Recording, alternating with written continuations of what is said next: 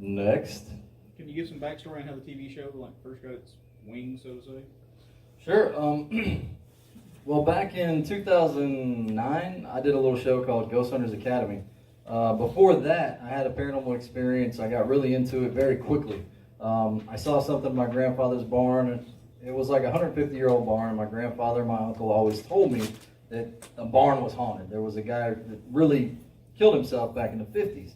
So they would always try to, scare me and my cousins and my brother, don't go up there after dark kind of thing. We always kind of brushed it off.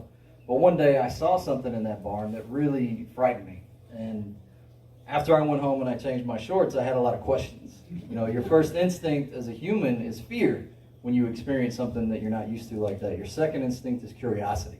So that's what fired me up about the paranormal. So I started, I was a closet ghost hunter.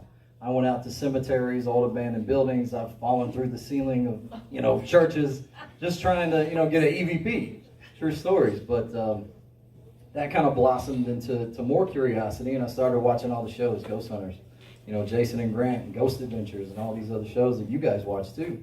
And I applied for that show, Ghost Hunters Academy. I was an alternate, which means I was like second best. So they put me on the last couple episodes of that, and I really got into the travel aspect of it, the production aspect of it. So I had a mission when I got home. I was like, I really want to do this full time. So I put all my effort into that. As a graphic designer and marketing, I tried to brand our team and make it, something that people would notice. And plus, we're a bunch of rednecks for Tennessee. And that hadn't been done yet, so that's what they wanted to see. They wanted to see us on four-wheelers and shooting guns and yelling yeehaw and all that kind of stuff. And, so that's kind of what got us. So Saturday night. There you go. Yeah, shooting beer bottles in the air and all that kind of stuff. But, so that was kind of our foot in the door. And then from there, they liked us. They said, hey, you guys want to do a non-scripted reality show? We're like, sure, that sounds great. So we shot a sizzle reel. Animal Planet bought it. We did a pilot episode. Ghost Lane, Tennessee. Didn't do so well on Animal Planet. We did have a dog, Bourbon, Porter's dog. He passed away about, 5 years ago, something like that. But, Destination America then bought the pilot. The pilot did well. They said, hey, we want to do it, but we want to do something different. What do you guys want to do? We're like, we want to do asylums.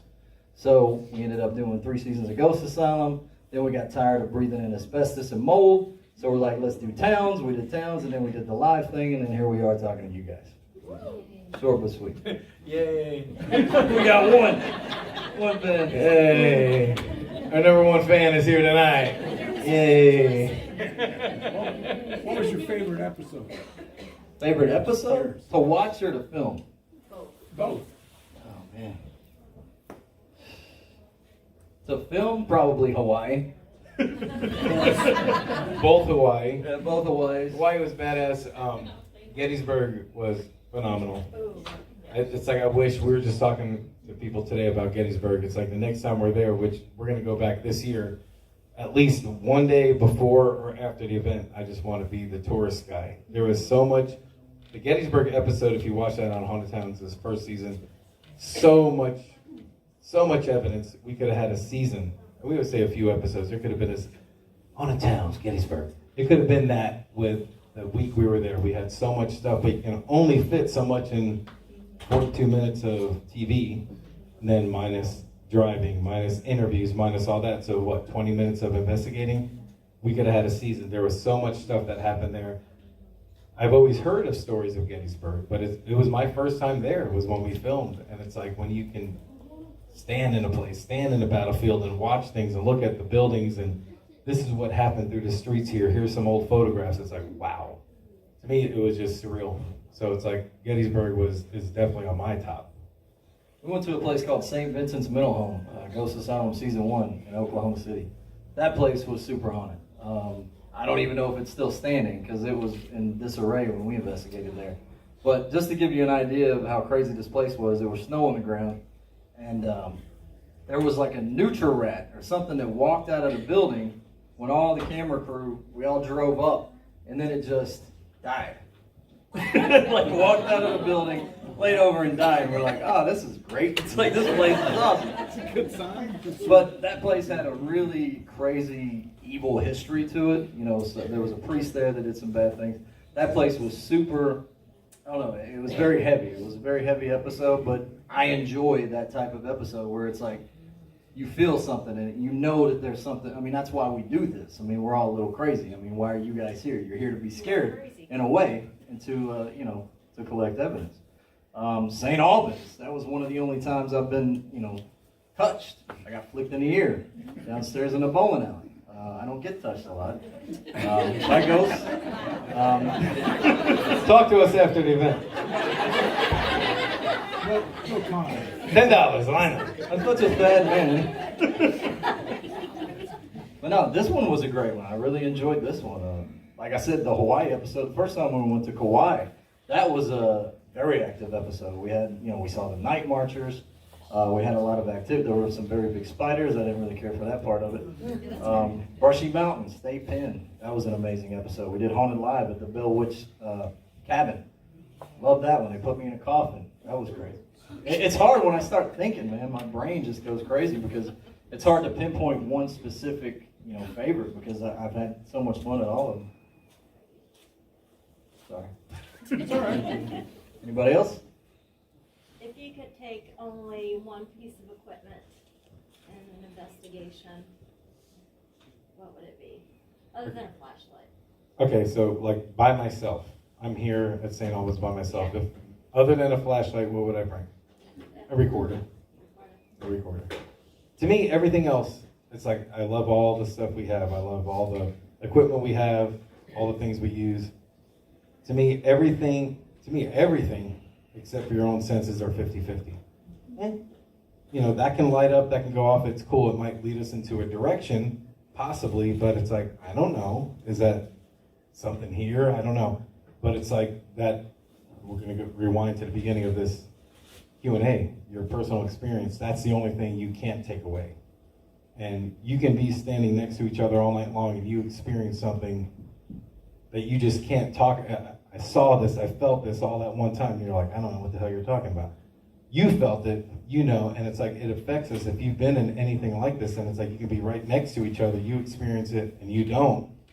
You can't take that. I mean, don't get me wrong, you want to be able to take a picture and post it on Facebook. Look what happened to St. Albans last night, But it's like, those are the things. So it's like, I would take a recorder because I do like EVPs and that kind of stuff. But the other meters, I love them. Bring on a recorder. Other than a flashlight, because you'll break your ass. Right, that's why I said other than flashlight. You'll fall down. There's silence. There's kids in here. I'm sorry. I would say just the flashlight for me. Like, when you've done this so many times and you don't have to prove to yourself that there is the existence of it, evidence is cool to share. But for me, I'm to that point to where I am now with paranormal investigation that I don't need anything. I need a flashlight to see, and I like to just go sit in a room, and I'll stand there, and I'll fill the room out. I won't even say anything. And then sometimes some little subtle things will start to happen.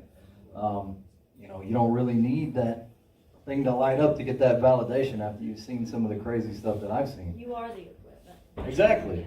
Your eyes, your ears, your nose, your arms, your leg, everything. Yeah. Well, it's funny. We were just a few months back, we were at Rolling Hills up in New York, and I went up, they called it Shadow Hallway. So it's like we went up there with a group, and the lady who runs the place, she's like, we turn off all our equipment, turn off our recorders, your lights, and we just sit and don't talk. And I'm like, this is different. This is cool. And it's like, she's like, just watch. And it's like, and as dark as it was, you start seeing where light is coming through cracks and this and that. And she goes, and you just start seeing things. And we're like, okay. And we just sat there, and it's like, lo and behold, it's like you start seeing things move. Can you come towards me? Are you there? Then you start speaking. And as amazing as that was, it's like, wow, that's the first time I've ever turned off everything and just sat in silence. And it's like, this is pretty cool. And then there's a little fun fact about that, because it's like, also we're like looking down this long hallway, and we're like, is anybody seeing that? And we're like, yeah, we're seeing that. We're seeing stuff break. The floor cracks, like there's a door. We're like, you start hearing. We're like, oh. And it's like, something's coming, this and that. Everybody's feeling. All of a sudden, Brandon walks up, hey. And we're like, son of a bitch! But we were getting activity. He's a before creep. He's a freaking creep, He man. just goes walking up and he starts talking to me. He's your brother. Hey, what time? And I'm like, oh, Brandon! But he scared the hell out of all of us, which is funny. But before that, when I was in there for quite a while, and it was like the first time, it was like we turned off everything. I didn't even open up the case. It's like we just sat in silence, and it's like, wow, that was amazing ghost hunting. We just all sat in quiet and watched and felt and listened and smelled everything, where it's like you're not focused on that green light and you're losing sense of what's going on around you because you're focused on that. But it's like that is, I'm not saying do that tonight, but if you want to, we can. Oh, I want to. Just be, the only, because I love my brother and I love to investigate with my brother, and I know anybody who has, you love it too, but the only good thing about him not being here is you won't get the hell scared out of you by him being in a corner in pitch black doing something crazy with his equipment, because you'll walk in and you'll just out of nowhere, you think it's an empty room, and he's like, I'll be out in a second. He's quiet, and the guy is like a bat. He can see in the dark. We were in Waverly, and I'm bumping all kinds of endless stuff in my head, my douche, and he's... I just like walking around. I'm like, me too. So I'm doing a buddy system behind him, because we're trying to do the no flashlight. He can see in the dark. He's not scared of the dark. He's not scared, and he's quiet as a mouse. When y'all first started, he really didn't engage. He wouldn't talk unless he was spoken to.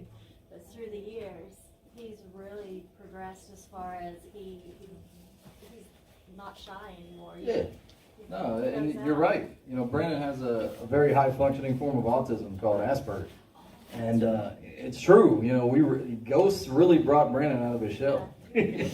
Because and he's really blossomed as a person and just as an investigator over the years. I would put him up against anybody when it comes to investigating, but he does scare the hell out of you sometimes. Have you ever seen him sleep? Like, Brandon sleeps like a corpse. He sleeps like this, and he doesn't move. And because we share rooms a lot, and it's like, is he alive? It's like, he's like, Putting your hand under his nose like it's quiet. Don't touch him. He's like, I'm not asleep, I'm just thinking. Any other questions, guys? Yes, ma'am. Okay, since you guys basically are like a band of brothers, you guys play pranks on each other. What has been some of the best pranks you guys have ever played on each other? We got Chad last night. Chad, Yeah, we got Jay. all right. When you roll with the Ghost Hunt Weekends fam, there's gonna be pranks all the time. We always, Especially for Chad, because it's funny to watch. I wish I could have been in his room last night. we were talking last night about we were trying to see if we can set up a camera just to get your reaction when you walked in. It started off like, I don't know how long ago, putting little things in the bed. So when you put your feet under the covers, you're like, ugh, what is that? It's wet. That kind of thing. And then we went somewhere, we put like sugar on a bottle or salt, or no, it was that airplane cracker. Roll it up, put him so when his toes going. And then last night it was nothing subtle. We put a garbage can in we hid a suitcase. And it's funny because we went back in his room. It was like a little kid. It's like a blanket was over his suitcase, like you can't see the bump. He was trying to hide it from us. But it's like you see the bump, so I pull over, I put a pillow back under the bump, and then hid his suitcase, and then we put a garbage can under his covers. Chris brings this mixer from the kitchen. It was a blender, yeah, one of those heavy duty ones.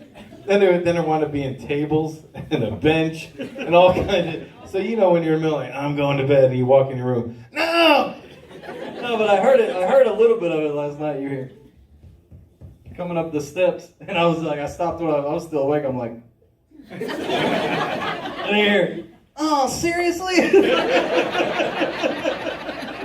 They always do this to me. We did that when we went to the battleship the last. We put so much stuff, books, candles. We put lamps. We put so much stuff under his covers. It's like it's not even hidden. It was just so over exaggerated. And then we did the saran wrap. We left earlier, and then it's like we got to see Chad in the morning before we leave out. He didn't even take the shit stuff. I see you. He didn't even take the stuff out of his bed, and he's in a corner. And and you still see books and lamps and all that. He got in, he's like, screw it. But no, when we've been to, even filming the show, like we were at Preston Castle in California, and I found an air horn. It was just laying around. I didn't bring this air horn, but of course I'm going to use it. And Porter and me and Brandon, I think, were in some area, and I was just waiting for the right opportunity, and I was just shaking it up. And he's like, Porter, he's always like, you hear that? He's real. So I was like, yeah, what is that? Kirk!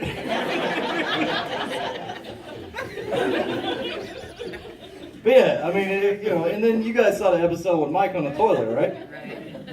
That was funny. Everybody always says, well, you're in the right place. I'm like, I still have my jeans on. If you shit your pants. It's not like I'm like, all right, let's investigate. It wasn't that. You're still wearing pants. That's how he investigates now after that. That's what we're doing tonight. Everybody That was hope good. you wore your Depends. But no, it's every man for himself. I could talk all night about the pranks that we pull on each other. Some have backfired very horribly. So be careful when you prank people. Any other questions? I've been over here today. Damn it! Stop! It's like, I'm not gonna go. It's like you're driving over here, and it's always something going on. So, prepare. Welcome to our world. All right, guys, if there's no more questions, we're about to get... Okay, we got one more. Have you ever had anything follow you back home? Ghostwise? Oh, yeah. Clarify. That's why we don't investigate the Nashville area anymore. No. Paranormal. I got the quick answer. No, that I know of, and if so, I don't want to know. I'm going to go with you never know, but if so, I don't want to know. That's my sanctuary. I love it. I go out and I do it, and I'm full force. When I go home, it's like, no. I won't test equipment at home. We talk about this a lot. I'll get recorders. I'll go test. Good. Because I don't want to go, hello, are you here? Yes. I don't want to know. If it's there, I do not want to know. Because there'll be a new house for sale in Portland, Tennessee. At least you don't have abilities and you can avoid that. No, I don't sense anything. Except for when the pizza delivery guy's coming. Because I get a ding on my phone. He is now near. And I'm at the door. That's my only extra sense.